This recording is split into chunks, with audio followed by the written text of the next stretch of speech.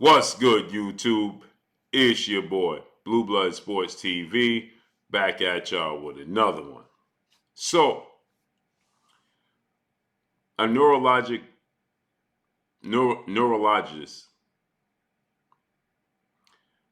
doctor, MD, a neural doctor, he weighed in on now former unified three-belt WBA, WBC, IBF welterweight world champion, superstar boxer, Errol Spence Jr., who's widely considered to be top 5 pound-for-pound best fighters in the world, who now has a record of 28 wins, 1 loss, no draw, 22 big wins by way of knockout.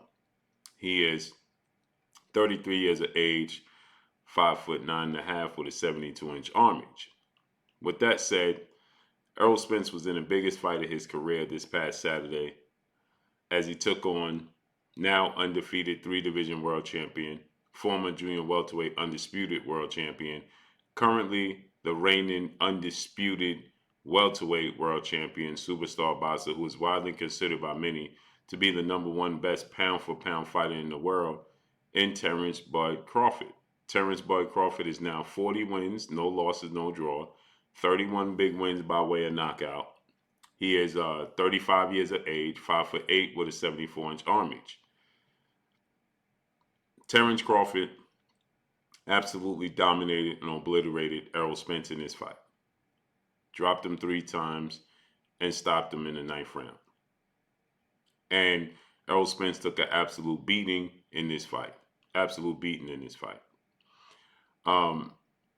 And it was a shocking performance by Terence Crawford, and it was a shocking defeat on the part of Errol Spence.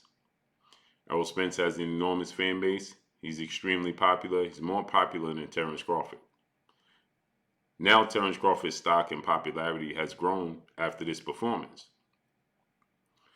But this was seen to be one of the biggest fights in 40 years.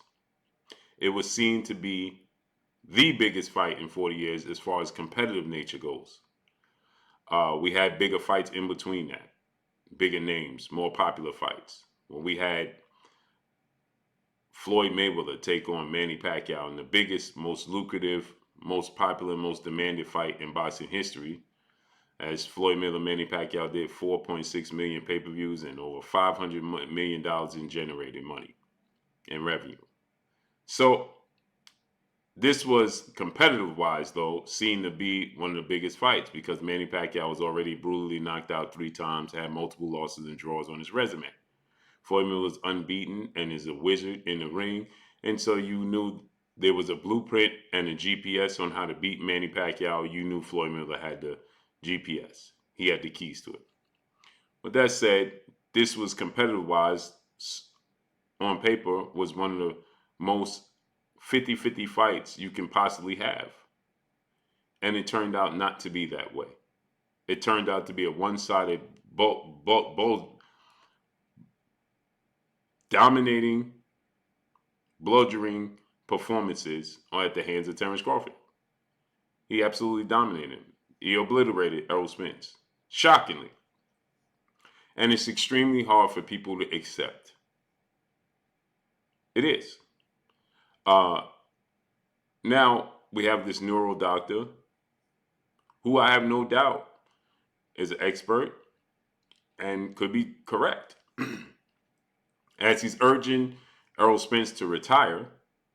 Now Errol Spence already activated the rematch clause. Look like they're going to fight in December at 154. But this neural doctor is urging Errol Spence to retire, and then he's come out and he stated that if he were Errol Spence's doctor and worked in the Nevada Boxing Commission, he would not have approved Errol Spence to go into this fight. Says that he can see that Errol Spence has already early signs, allegedly, of dementia. He can see in the glossy eyes.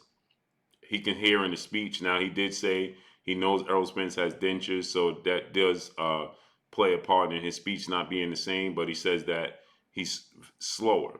His verbal is much slower than it once was. And that it's sad to see this And it's sad that money talks and it allowed Errol Spence to fight because he should not have been allowed to fight. And he urges him to retire. And then he goes on to say, have you ever seen a performance like this from Terence Crawford in the past, a dominating performance? That's not an accident. It's not a coincidence that it was against Errol Spence, and Errol Spence just simply could not respond. When asked, would he think that Errol Spence would have beaten Terence Crawford? Now, obviously, this is going to run rampant because people cannot get over the fact that Errol Spence lost. And this is an excuse that's going to be flown out there. And it's unfortunate for Terence Crawford because it's belittling his performance. It's watering down Terence Crawford's performance, and it's unacceptable. It is downplaying his performance, and it's irresponsible. And I'm going to explain to you why. Yes, Errol Spence suffered a horrific car accident October of 2019. Just a few days and a week after unifying the belts against two-time welterweight world champion, superstar, now retired future Hall of Famer Showtime Shawn Porter. He suffered a horrific car accident that we saw his white Ferrari tumbling down the street. He was thrown out the Ferrari. We didn't know what to make of what Errol Spence was going to be. He didn't even know what to make of what he was going to be. But Errol Spence is a fighter. He's a dog. Not only is this watering down Terence Crawford's performance, but it's also watering down the man who Errol Spence is. It's watering down his competitiveness, the man that he is. He makes zero excuses, yet the fans are finding a way to make an excuse because he lost. Now, Errol Spence was out the ring for 14 months after suffering that horrific car accident. Errol Spence came back and he dominated and beat Danny Garcia. 14 months later, December 5th of 2022, or 2021. He dominated Danny Garcia, nearly broke his orbital bone. Never got hurt in the fight, never got dropped in the fight. Balance wasn't off. So this particular neuro doctor is saying that Errol Spence's balance was way off. And you can see it, along with the weight cut. He had a weight cut before Danny Garcia fight. He never got dropped, wobbled, or staggered in the Danny Garcia fight. And Danny Garcia was seen to be a bigger puncher, or as just as big of a puncher as Terence Crawford. And nobody said a thing. He didn't get dropped. He didn't get wobbled. He didn't get staggered. None of those things. His balance didn't play a part. And if you look at Errol Spence's balance before the car accident, it has always been the same in the ring. Look at his balance when he fought Kell Brook. At times where he throws his hooks, it comes down to his fundamentals. At times when he throws his hooks against Kell Brook, he drops straight down or he leans to his right. He throws hooks and sometimes he's off balance. You've seen him stumble against Kell Brook a few times. That's before the car accident. You saw his balance off when he fought against Shawn Porter. He stumbled a few times. That's before the car accident. So, with that said, he then is out the ring for a year. Supposed to come back August of 2021, fight Manny Pacquiao, suffers a eye injury, broken or detached retina. Out the ring again for a year. Comes back. Fights Yordenis Ugas, unification. Yordenis Ugas is the Cuban WBA star welterweight world champion. Absolutely dominates Yordenis Ugas. The only blemish he had in there was when Ugas caught him with a punch, knocked his mouthpiece out. He looked down to pick up his mouthpiece. Ugas caught him, kept fighting. He stumbled into the ropes, didn't hit the canvas. Yordenis Ugas hit Errol Spence with a clean punch that Errol Spence did not see. He knocked him across the ring. Errol Spence landed into the ropes, caught his balance, and kept on fighting. He didn't hit the canvas. We didn't talk about his balance and his equilibrium being off. And the neuro. Right? He never hit the canvas. He never got dropped. He never got staggered with a punch he saw. He never was visibly hurt. And not only that, he broke your Danish Ugis down, broke his ribs, his nose, and his orbital bone, and stopped him in the 10th round. His eye didn't play up. His eyes wasn't swollen. His face wasn't swollen. His lips wasn't bleeding. His nose wasn't bleeding. Nothing was wrong with him. Similar to performance that he had against Kell Brook. Competitive. That's the type of fights that Errol Spence is in. Now, one fight later, he fights Terence Crawford. He gets dropped 3 times. His eyes are swollen. His nose is bleeding. His lips is bleeding. And now we're talking about the residual effects of the car accident. That is completely irresponsible to Terence Crawford.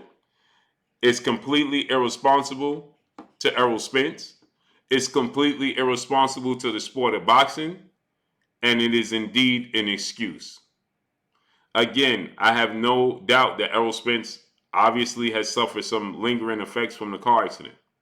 But there is no visual proof when he's in the ring that those effects from the car accident is showing up big. If you compare the Kell Brook fight to the Ugis fight, there's a lot of similarities. He was getting hit a lot against Kell Brook. His balance was off against Kell Brook, yet he broke Kell Brook down. He was getting hit a lot against Sean Porter. His balance was off against Sean Porter. He was getting hit a lot, and he won the fight. Dropped Sean Porter in the 11th round. It's irresponsible and disrespectful to Terence Crawford that this continues to rise, and it's unfortunate that Terence Crawford just refused to receive his credit and just dues. Now everybody wants to come up with the fact that he suffered this car accident, but nobody had these videos. This same doctor didn't talk about Errol Spence needs to retire after the Danny Garcia and your Danish Ugis fights. Nobody talked about the car accident. This was not a factor. But as soon as Errol Spence loses, we want to water down the man that he is, the competitor that he is, the dog that he is, and we want to water down Terence Crawford's achievement. And that I cannot allow. No, this is not a factor in this fight. Errol Spence survived a horrific car accident and an eye injury, and this is the route that he chose. I didn't see any visual effects from this accident in the Ugis fight or the Danny Garcia fight. We're not going to start doing that now. So this doctor is urging him to retire after this beating. I have no doubt that the beating that he took against Terence Crawford may affect him in the future. Because this is a brutal sport. He took head trauma. But no, the car accident wasn't the reason that he lost to Terence Crawford. The car accident wasn't the reason that he was getting hit by Terence Crawford. The car accident wasn't the reason he got dropped by Terence Crawford. No, it was simply the punches of Terence Crawford. Period. And that's all I got for y'all. Make sure you hit the like button. Drop a comment in the comment section. Let me know what y'all think. Y'all already know what it is. It's your boy Blue, Blue Blood Sports TV. Hate, like, comment, and subscribe. You haven't subscribed, hit the subscribe button, hit the like button, hit the bell icon to get all the new notifications. Follow me on Instagram at Blue Blood Sports TV, all one word. That's all I got for y'all. I'm gone. Peace.